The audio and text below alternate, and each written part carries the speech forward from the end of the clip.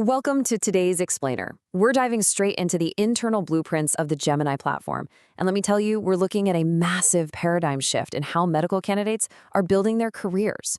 We're going to break down exactly why their documentation argues that creating a GemIII ID isn't just a good idea. It's absolutely crucial for your professional future. So let's just jump right in and see how this whole ecosystem actually works from the inside out. Okay, let's dive into this. The GemIII project blueprint tackles a huge misconception head-on. Are you just passing an exam, or are you actually building a career? For years, candidates prepping for the Sudan Medical Council exams, or really any medical council exams, have kind of treated the whole thing like a temporary hurdle. You know the drill. You find a quick fix, you cram a bunch of material, you pass the test, and then you just throw all that hard work and data away. But when you look at the source documents, they completely reject that mindset. They're asking, why on earth should all your intense studying and clinical auditing just vanish the second the exam is over? Well, the short answer is, it definitely shouldn't.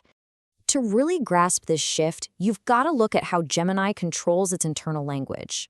On the left side here, we've got these prohibited transactional terms, things like question banks or past paper leaks. Their internal staff directive literally bans these words because they just scream cheap, temporary product. But then look at the right side. The approved terms are clinical audit modules and accredited online logbook. This is the institutional truth over at GemIII.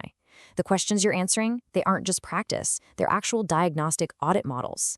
Every bit of your performance data is automatically logged to build a verifiable, lifelong record of your clinical competence. So, in their eyes, you're not just a user, you're building a permanent asset. And you know what? That asset actually has a name. It's called your Gprofile. The Operations Handbook defines this Gprofile as your official, definitive digital passport.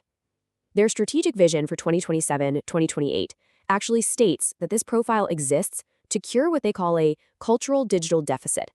So what does that actually mean for us?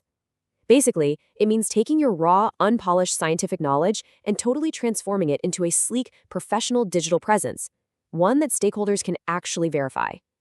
It's designed to completely replace traditional, unprofessional social media, giving you a rock-solid, documented professional identity. So how does this identity actually come together? Well, the magic happens the absolute second you fill out the intake form. Looking at this operational pipeline, submitting Form A is basically your data ingestion gateway. You punch in your university, your graduation year, your specialty target, and boom, it triggers this highly personalized, automated welcome. But step 3 is where the real architectural heavy lifting takes over. Your data gets routed straight into the GPS operational architecture. The system instantly spins up a unique coded folder just for you. Let's say GA3011, for example. And inside that specific member folder, it automatically generates all the subfolders for your strategic, academic, and financial files. You are instantly plugged into a highly organized professional infrastructure. And this brilliantly illustrates why their infrastructure has to be so insanely rigorous. Here's a quick fact for you. Studies actually show that simple transcription errors cause a massive chunk of clinical mistakes globally. Crazy, right? To fight this, the GemIII Technical Writing Handbook demands these super strict typographical rules. For example, you have to use a non-breaking space between a number and its SI unit. So it's 50 space mg, never 50 mg just mashed together. Scientific names, like Staphylococcus aureus, absolutely have to be italicized. Plus, there is this mandatory codification system where every single clinical concept gets linked to a unique identifier, like acute coronary syndrome being code CARD-01-05. All this rigorous editor auditing, it just proves that GemIII is built to be a reliable, unified source of truth, not just some run-of-the-mill study app. Now, all of this incredible back-end organization brings us to a major crossroads for every single candidate. When you go to register, you get dropped into what they call a dual-track funnel. Basically, the path you choose right here at the starting line is going to dictate exactly how the system treats you from then on. And ultimately, it determines the kind of professional future you're setting up for yourself. You've got a choice to make, and honestly, it is a critical one. Let's compare those two paths side by side. Over on the left, we've got track alpha, which is the identity track. On the right, track beta, the direct purchase track. Now, if you go with track beta, you're literally just buying a product. You pay full price, you get zero 24/7 academic or tech support, and, this is the big one, you are completely excluded from the GPS directory. So no logbook, no profile, nothing. But if you just choose track alpha by generating a free GemIII ID, your online logbook is built automatically. You get dedicated 24/7 support officers right on WhatsApp, and you get access to the live modules. When you look at it logically, isolating yourself in track beta is just a massive mistake. The entire system is totally wired to incentivize Track Alpha as the way to go. And hey, if you needed yet another reason why Track Alpha is a total no-brainer, just look at this number right here, 500. The exact moment you register for your GemIIni ID and hop onto Track Alpha, the system's operational protocol automatically drops 500 welcome G points right into your brand new account, literally just for walking through the door and deciding to take your professional identity seriously. So, what do those 500 G points actually mean for you? Well, they instantly unlock up to a 50% discount on future evaluations and packages inside the app. Let that sink in. Just by choosing to build your G profile and actually documenting your clinical career, you are slashing your future prep costs in half.